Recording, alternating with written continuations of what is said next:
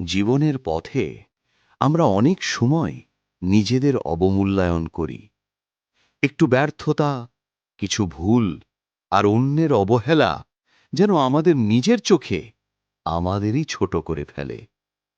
কিন্তু সত্য হল, মানুষের আসল মূল্য কখনো বাইরের ধুলোয় মুছে যায় না।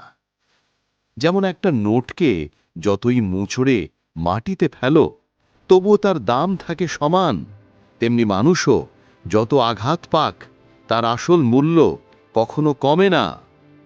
অনেক দিন আগের কথা, এক সেমিনারে শত শত মানুষ উপস্থিত। মঞ্চে উঠলেন প্রধান বক্তা, হাতে একটি ১,০০০ টাকার নোট। তিনি বললেন, আপনাদের মধ্যে কে এই নোটটি চান?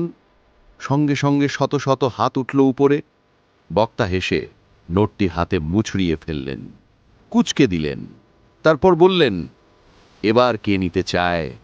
সব হাত আবারও উঠল। তারপর তিনি নোটটি মাটিতে ফেলে দিলেন, জুতোর নিচে মারালেন। ধুলা ময়লা লেগে গেল কাগজে।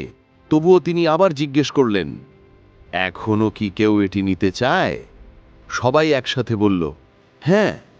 বক্তা তখন নোটটি তুলে নিলেন, মৃদু হেসে বললেন, দেখুন, এই নোটটি মোচড়ানো হলো, মাড়ানো হলো, তবু এর মূল্য একটুও কমেনি।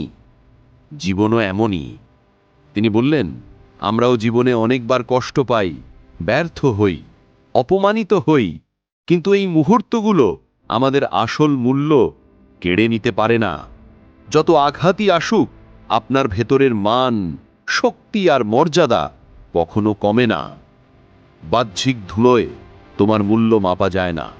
তুমি যতবারই পড়বে ততবারই উঠে দাঁড়াতে পারো, কারণ তোমার ভেতরের শক্তিটাই তোমার আসল পরিচয়। নিজের মূল্য বুঝে লড়াই চালিয়ে যাও, কারণ তুমি হয়তো কুঁচকে গেছো, কিন্তু কখনোই মূল্যহীন হওনি।